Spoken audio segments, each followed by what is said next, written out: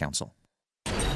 ESPN 94.1 FM and AM 930 present The Drive. Brought to you by Huntington Federal Savings Bank.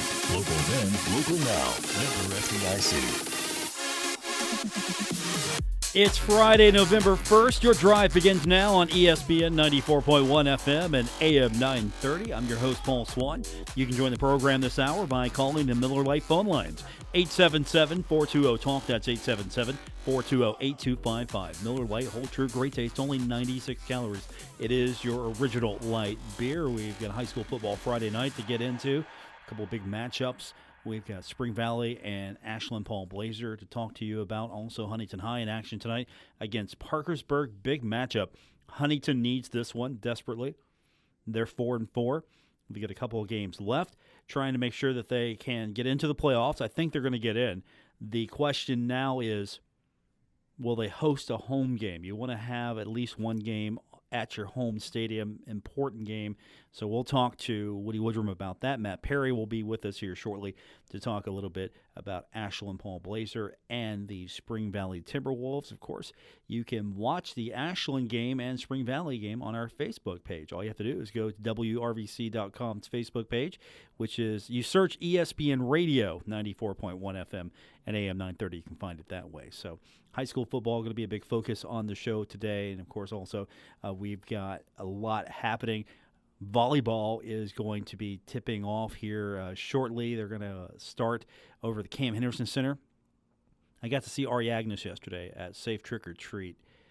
She was not joking, which was funny. I got over there shortly after the show ended, and I took over my table, starting to give kids candy. And Kevin Long's there. He's got the Marshall soccer team, and they've got their sweats on, their jackets, their gear.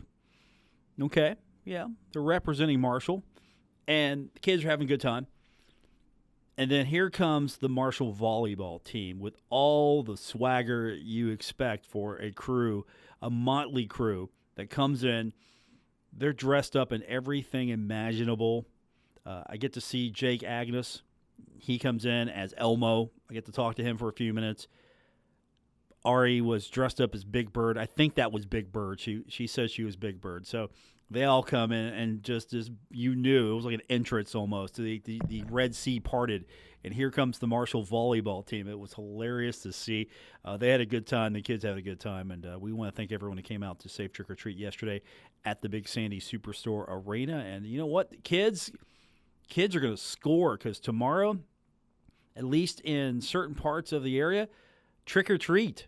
Yeah, I know. We're in November, and trick or treat for these kids. So be safe out there tomorrow, and we hope you can at least put us in your day a little bit, because tomorrow Marshall takes on Rice. We're going to be at Roosters. That's where we will be for the watch party.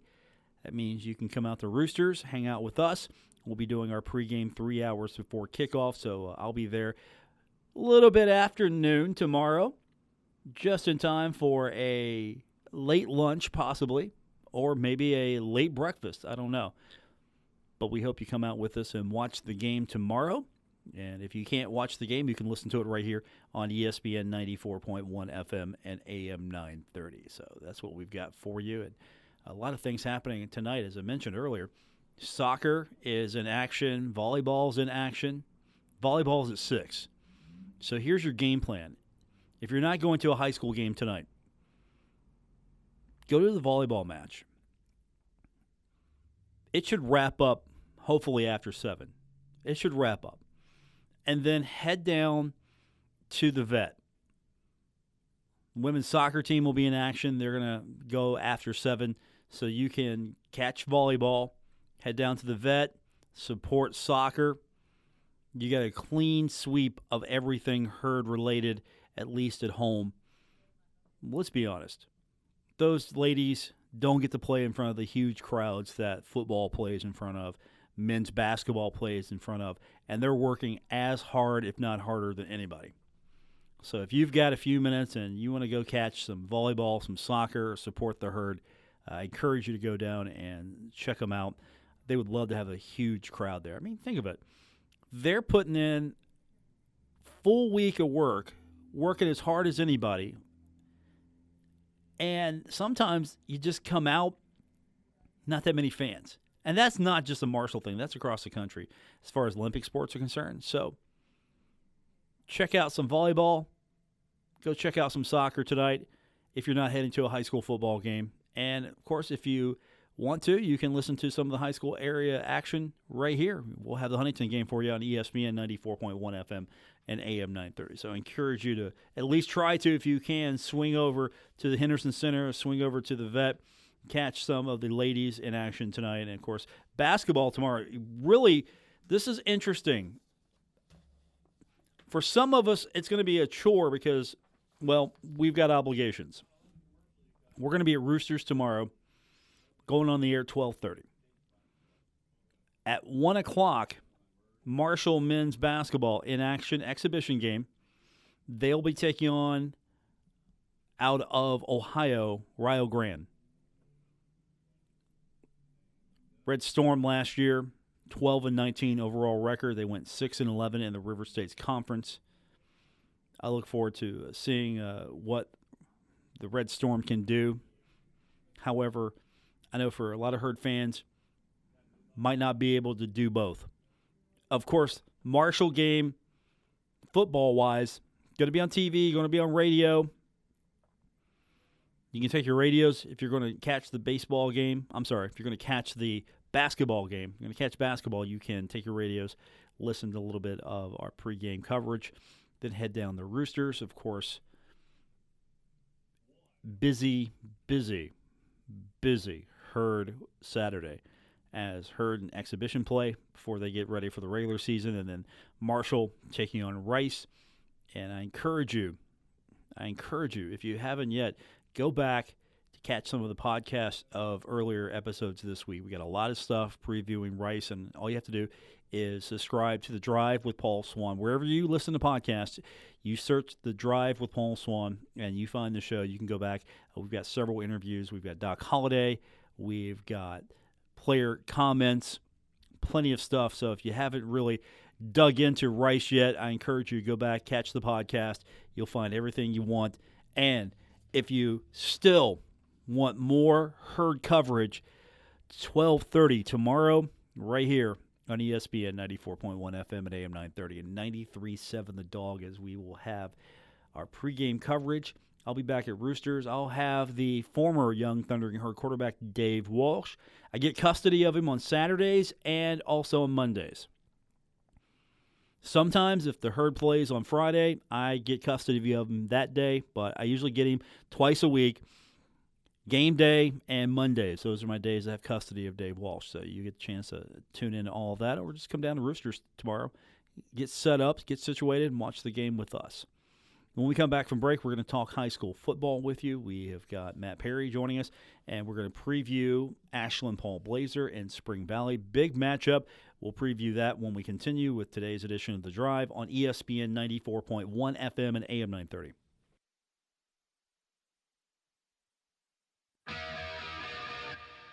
You're listening to The Drive with Paul Swann, the 2019 West Virginia Broadcasters Association Best Talk Show on ESPN 94.1 FM and AM 930. Let's welcome on to the program now the voice of the Spring Valley Timberwolves, Matt Perry. And tonight, the Timberwolves are taking on a very tough Ashland Paul Blazer team. The Valley going out of state to take on a tough team across the river. I like these matchups, but couldn't you find someone easier in Kentucky to play? You know, that's the first thing that popped into my mind, especially when I got a look at their stats and their season. This is a dangerous game this late in the season. You know, second to last game of the regular season. It's the last game of the regular season for Ashland. So you have a 7-1 opponent coming to the Wolves' Den tonight, number 5 in Kentucky AAA, which is no joke, to say the least. They have 2,000-yard rushers, Paul. So to have two running backs, Blake Hester and Keontae Pittman. Now, Pittman hasn't quite reached 1,000 yet, but Hester's over 1,500 yards, and Pittman is in the mid-900s. That is a formidable team, and they kind of mirror Spring Valley in that regard with all of the rushing attack that they could throw at you. So Spring Valley fans should be on the edge of their seat for sure tonight listening to the broadcast. because Spring Valley drops this game, that's going to hurt their playoff seeding, especially with how close they are to the 4 seed. So a lot on the line tonight. How important is that George Washington game? George Washington didn't do so well against Ashland. I mean, you look at it and you try to compare yourself to other teams. GW got, kind of ran off the field by Ashland. Spring Valley did the same to George Washington, though. So I don't want to say it's kind of hard to compare, but both teams handedly took care of the Patriots.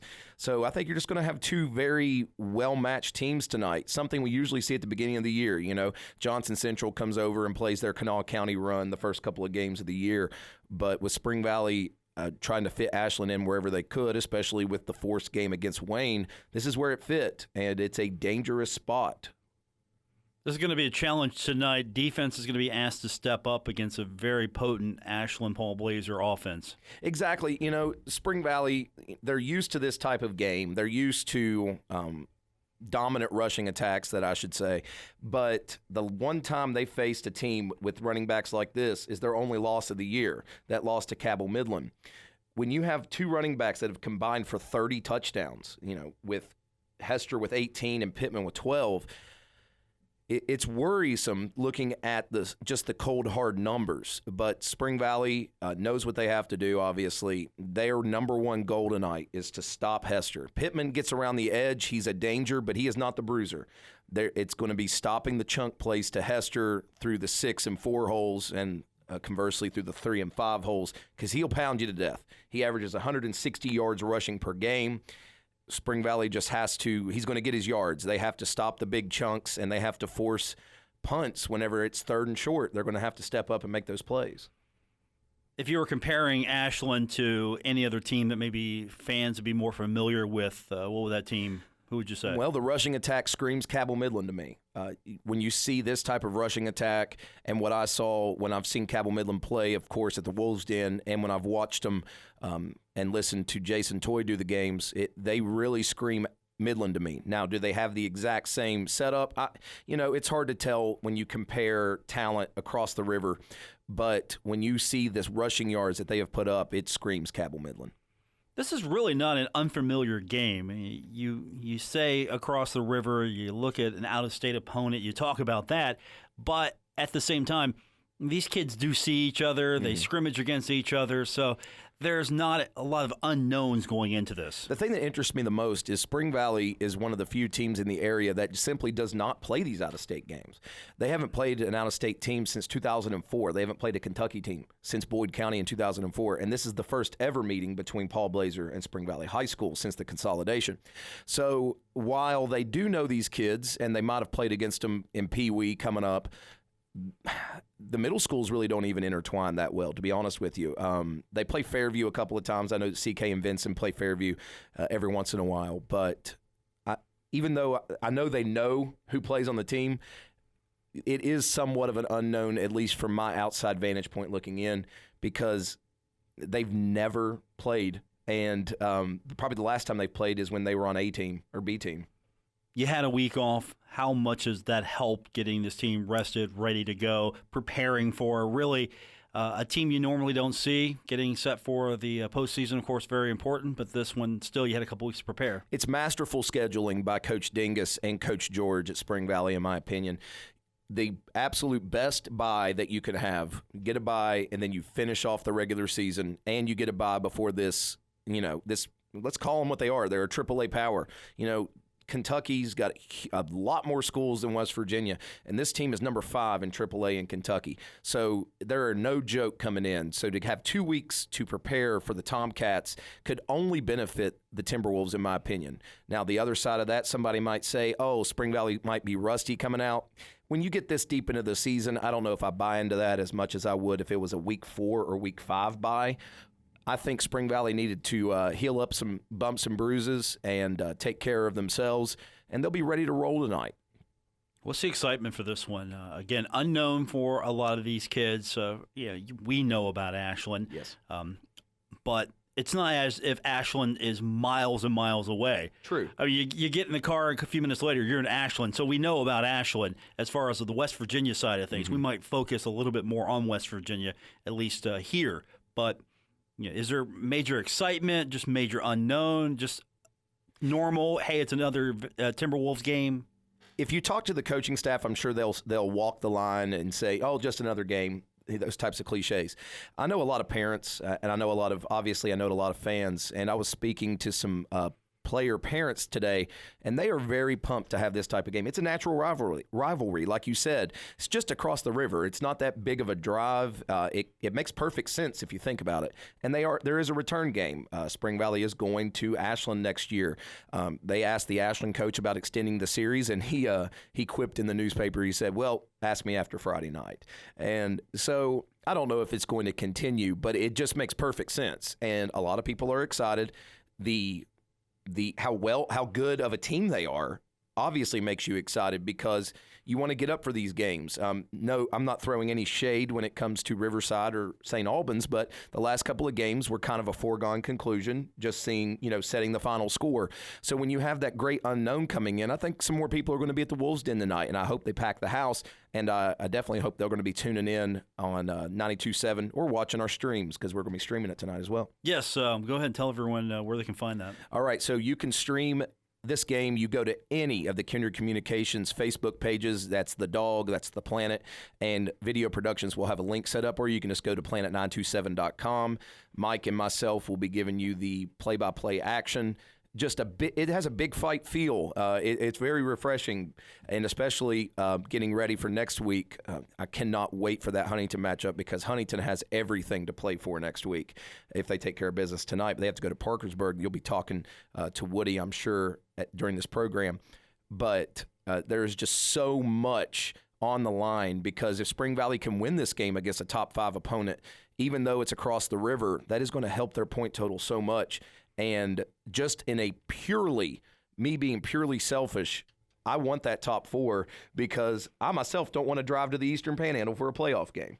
And so, and Spring Valley doesn't either. I'm sure they want to be at home as long as possible, so they need to get in that top 4 in the state of West Virginia. That's awful selfish of you. It is very selfish of me. I will admit it, and I own it because, I want to see this team go as far as possible, and They need to get in that top 4 to get more home playoff games guaranteed.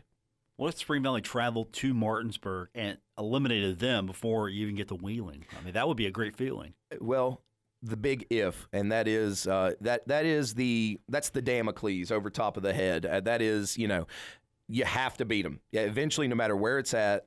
If you want to take care of business, whether it's Midland, whether it's Spring Valley, whoever is in the playoffs, that's the target. And I can think of nothing sweeter than that taking place. That would be the biggest win in program history, quite frankly. But they have to get there. They have to take care of business this week and next week against the Highlanders for that to be on the horizon. Now, Perry's joining us. It is Ashland Paul Blazer taking on number 5 Spring Valley. That game tonight you can listen to over on our sister station, 92.7 and 98.5 The Planet, or you can just go to our Facebook page, WRVC.com, and you can stream it there. We'll look forward to seeing you on the big screen tonight. Wait, they don't show your face, actually. It's a miracle. That is for everybody's benefit, trust me. I think at least one stand-up. We could manage one stand-up with you guys. Well, usually the way I dress when I'm broadcasting a game, I'm not TV ready. I'm not as fancy as, the Sunday Night Football guys like Chris Collinsworth and Al Michaels. But, I have a face for radio, as they say, so it's best that I just stay behind the microphone. All right. Matt Perry, face for radio. You know what? We have a voice for radio, too. That's the important thing. That's the important thing, and I appreciate it. All right. We got more on the way. It's The Drive, ESPN 94.1 FM and AM 930.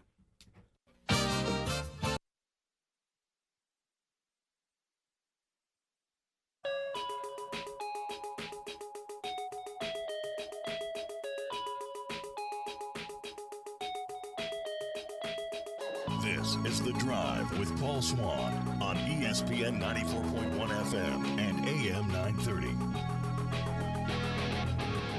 It's a high school football Friday night here on ESPN 94.1 FM and AM 930. Still to come, we're going to hear from Woody Woodrum. Number 10 Huntington taking on number 8 Parkersburg. It's a road trip for the Thundering Herd. Last week, not a good week for the Huntington Highlanders. They did score first, and then after that, it was all Cabell Midland. The Knights scored the next 28 points. It was a 28-7 loss for Huntington. Huntington still, I think, can make the playoffs. They're 4-4. I think 4-4 right now at this point. They're in a good position. They get the next 2 games. 6-4 easily gets them in. Trying to get to a position now where they can host a game. That's the goal, I think, for Huntington right now. Try to get yourself in that spot where you can at least host a first-round game.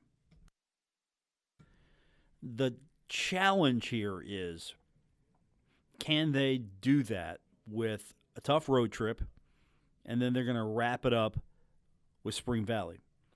Spring Valley will be in a situation where they're trying to maintain maybe a top 4 spot. Huntington trying to get to a spot where at least they're going to host a first-round game. And if Huntington wins tonight, Huntington's going to have a lot to play for. They've gotten better. This is a team that's a really enigma to me. One week they're just not playing with anything. The next week they're on fire, then not playing with anything. Then all of a sudden they look unstoppable. Just back and forth, sort of a Jekyll Hyde team. So Woody's going to talk to us here in a little bit. We will preview that matchup, and I don't know what we're going to get tonight with this Huntington High team, but we're going to get that team that was really good against Capital, or are we going to get a team that really couldn't handle Cabell Midland? I don't know what we're going to get. Unfortunately, you're running out of time here before the playoffs, so you've got a couple weeks to kind of figure out what it's going to be for the big push. And you've got 2 tough teams to try to figure that out with Capital and, of course, with Huntington. Now, Cabell Midland off this week. They are enjoying the bye week. Huntington, of course, took their bye week 1.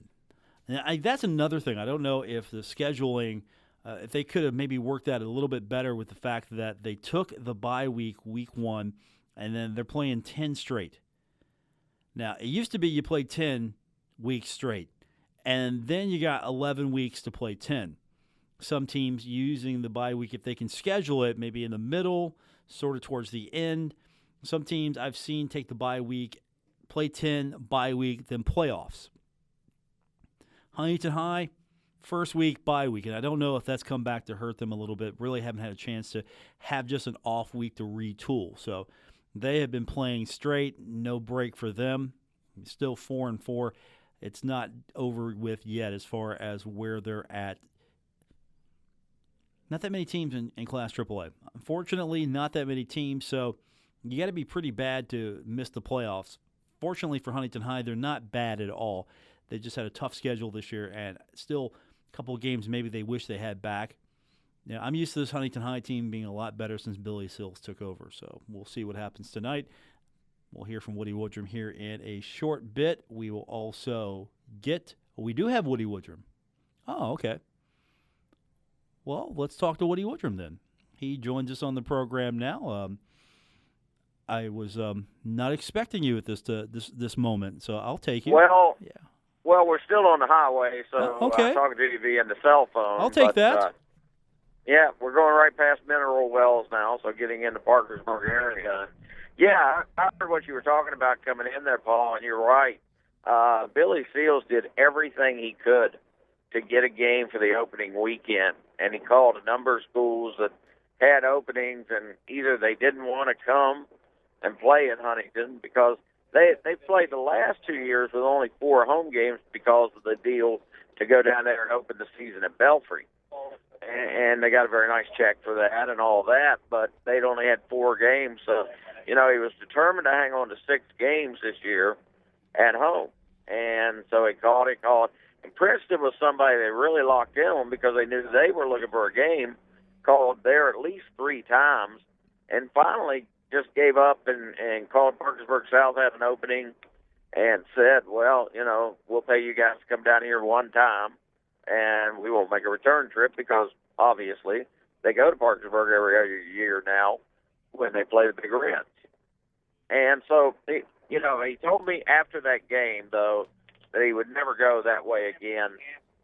He would just play 9 because the lack of a week off has really kind of hurt this team. You're dead on it that they're running a little ragged. Now, they got those 3 seniors back.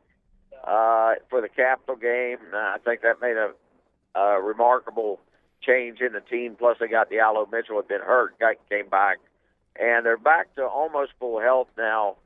But they looked a little ragged in the second half of the Midland game, and I truly think not having an open week somewhere in the season kind of hurt them. Midland's taking their week this week, but they expected to be good this year, and so they thought, well, let's take one late, and we'll get ready for the playoffs. Spring Valley took one earlier in the year, so and there's all kind of thought behind it. But Billy Seals told me if he had to do it over, he would have just played 9 games this year and let the chips fall where they may. Might have been more beneficial for him because with the way Class AAA is these days in the state of West Virginia, unless you're just terrible, you're going to get in. Oh, yeah. Well, 4 and 6 is in. I mean, that's the thing Huntington knows. Even if they should fall flat on their face tonight at Parkersburg and lose to Spring Valley next week, they're probably in the playoffs. Now, the bad part could be you might have to make that trip to Musselman or to Martinsburg right off the bat, unless you get lucky and get the short trip to Midland, or have a rematch with Parkersburg South. That would be, right now that would be your 4 choices in the top 4. So Huntington wants to desperately win this game tonight. Parkersburg ranked 7th right now at 5-3. They want to try to hold on to the home berth because they've got a really tough game against Parkersburg South, who's number 3 right now, I believe. And they, the Big Reds will be an underdog in that game. And Parkersburg South's the real deal. I've seen them play. They are an outstanding team. I know that Martinsburg's coach, Dave Walker, has told Billy Seals, they talk quite a bit, that he's got his best team ever, including the teams that won 4 or 5 state championships here in the last 6 years. So, that top end's loaded this year. But unfortunately, because there's 28 teams in this division, 4 and 6 is going to get you in, while over in AA, if you've got more than 2 losses, you might not make the top 16 in AA because there's 43 schools over there. Yeah, WVSSIC has got to figure out a way to balance out these divisions. I know it's made it even tougher with the way basketball is being reshaped, with the private schools getting so much attention for their success. But there just got to be a new way to do this, to make it fair, make it balanced, and at the same time help out with these schedules. West Virginia is a small state, so scheduling is very hard, especially when some schools just don't want to come. Well, I think that's why you're seeing, Huntington go down to Belfry. And we're seeing Ashland signing a deal to play Spring Valley. They'll be at Spring Valley tonight, and then next year at Ashland. GW has played Ashland. Folks are scheduling teams over in Ohio now. I mean, I think that's where you've got to turn if you can't get people in-state to play you. Point Pleasant had the very same problem Billy Seals was talking about. They only had 8 games at one point this summer. They signed up a 9th, and then they took a 10th. Then they found out the 10th team they signed had 5 or 6 kids on the team that were already 19. When in West Virginia, that's illegal. You can't play if you've reached your 19th birthday as a senior. So they had to drop that game, and they're only getting by with 8 this year because right now the Cardinal Conference is not inviting them in. So they're having to play 9 games this year, and they're out there trying to schedule as an independent. The nice thing is in the MSAC, there are teams you can get just about every year, but we've seen in recent years Greenbrier East pulled out, Princeton pulled out, Ripley pulled out, and now Beckley is going out after this year. So, it's getting a little thinner even in the MSAC. Oh, the folks you can play are in Cabell County, of course, Spring Valley, and then Putnam County is Hurricane, and then Cabell County, Kanawha County's teams. And then Parkersburg, for now, is staying in. But who knows? I mean, it's a very, very tough call. Woody Woodrum's with us. Let's focus on the game itself. I never want to use the term must win, but it kind of feels like if you want to have some success the next few weeks, this one is in that category of must win. Yeah, this is a big game because, you've got a chance with a win in this game to possibly be at home. They'll move up some in the standing Parkersburg, as we said, is 5-3, so you would get some points off of them. And they're getting some points this year from teams that they have beaten in the past with not many points. But Riverside's playing well this year, so you're getting points on for that win. Capital is playing okay. South Charleston is down a little bit right now, but still they're favored maybe to win one of their last 2 games. And GW and Capital have a big game next week too. So I think for Huntington, yes, winning tonight could push them up toward the top 8, and that would keep you home for that first round game, and that's really important, I think. And for Parkersburg too, they've lost one of their most outstanding players, youngster named Madison, he played receiver. He ran their kicks back. He ran their punts back. He ran the ball some. He even had thrown one pass and was an outstanding defensive back for them. Is out with an ACL that's going to ruin his football and his basketball season. So he is out. So they've got to kind of rally the troops around that. But they've got a really outstanding quarterback who leads them in rushing right now. He's got 963. He's already thrown for over 1,000 yards, and I believe I read on their site this week that they have he could be the first quarterback to throw and run for over 1,000 yards in the same season in Parkersburg. So, that means you're facing a very good guy behind the trigger. They also have another quarterback they use a little bit for kind of a wildcat look. So, it's a very tough game up here. You got Gabe Fiore, who plays linebacker for them. He's one of the outstanding linebackers in the state. And, his opposite number in the middle is Brockton Blair for Huntington. So we're going to see 2 of the best linebackers in the state right now matching up against each other. Blair is having such a good year. I've got him at 88 tackles, and he's at 800-plus yards. So he's got a chance to be not only a running back over 1,000 yards, but as a linebacker to also go over 100 tackles this year. And he's a tremendous player. So we're going to see both those kids get a look. They also had a kid at Parkersburg that has 7 interceptions, and I'm not looking at my charts here sitting in the car, but I know that last week he picked off 4 passes in the game. So he did an outstanding job, and he's got 7 picks on the year. So Tay Blackwell is going to have to play a little bit better for Huntington. He was just 4-16 last week against Midland. He had some open players underneath. He likes to go for the home run ball some. And he's going to have to take what the defense gives him, I think, Paul. They've got a chance of winning this game. Woody Woodrum's with us, the broadcast crew in transit right now, hopefully safely driving to Parkersburg. We'll have a game for you right here at ESPN 94.1 FM and AM 930. The Chris Tatum and Woody Woodrum combination is back in effect after last week. Good to have Chris back. Has it been a safe journey so far? Because I know how the mayor drives. Well, yes, it has been a safe journey. I'll tell you what, there is a lot of construction, though. Charleston has some major construction going on right now. And, then up above Charleston in the Sissonville area, there's more construction, also Ripley. So I know Billy Seals and his guys pulled out about 2:30 today, figuring the buses might have a little slowdown there with the traffic and so forth. But we're winding through Parkersburg's neighborhoods, headed for historic stadium field, which is what you call any field that's over 100 years, right? You call it historic. That makes it sound better. What would you rather be called, historic or legendary? Yeah, legendary. Legendary Mitch Stadium. This is historic stadium field. So, and this is a field that used to host not only the Big Reds, but Parkersburg Catholic plays here. I think they still do. And then Parkersburg South played here for many years till they got their own field a few years back. So it's had a lot of ball games. They average, Paul, around 5,000 a game up here. And the thing that's amazing to me is to see that people, elderly people, and at 63, in my age group and older, they turn out for these games because it's what you do in Parkersburg.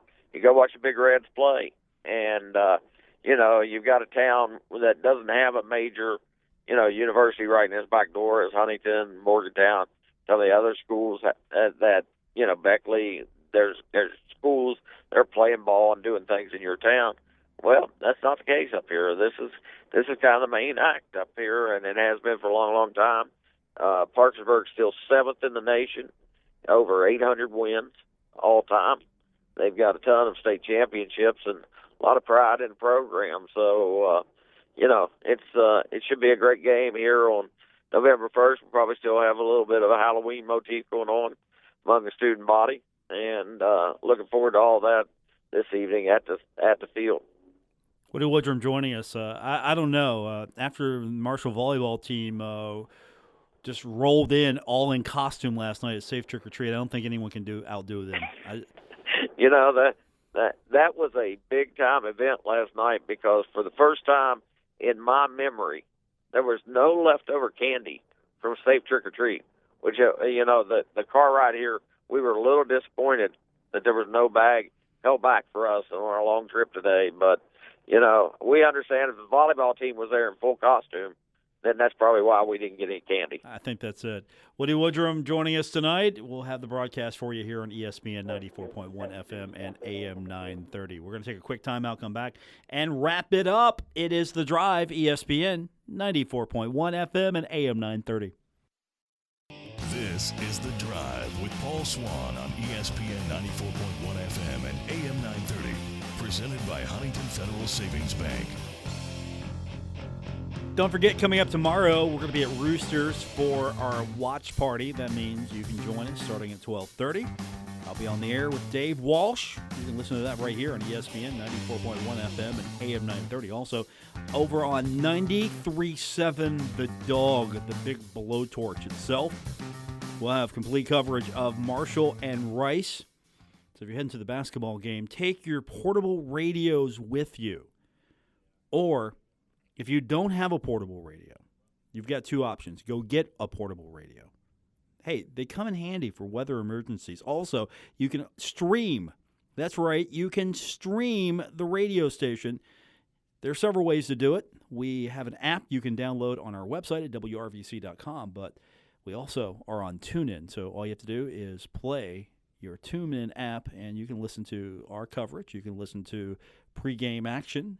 You can go to the Marshall game, and you can watch basketball all right there from the comfort of your phone. Just go download our app at WRVC.com, or all you have to do is go to TuneIn, and you can load up the radio station there.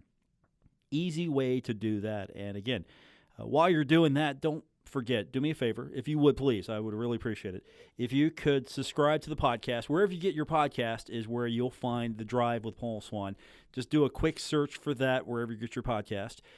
Subscribe. It'll automatically come to your device as soon as it's ready, so you can listen to the next show. Also, here's a really cool trick for you. If you've got an Amazon Echo, all you have to do, this is the easiest way to do it, I've found. Ask Alexa to play The Drive with Paul Swann on Stitcher. So just say, Alexa, ask Stitcher to play The Drive with Paul Swann, and she will play the latest episode on your Amazon Echo. It's pretty handy. It's pretty cool to do it that way, so that way you don't have to actually go and find it on your smartphone or your other device. You can just have her pull it up for you. That's it. That's going to do it for this edition of the show. I want to thank our producer, Gabriel Sellerts. He's back in the studio. He was sorely missed yesterday. Appreciate him being with us. We'll be back tomorrow. We'll have pregame coverage of Marshall and Rice. And you can listen to it right here on ESPN 94.1 FM and AM 930. Good night, everyone.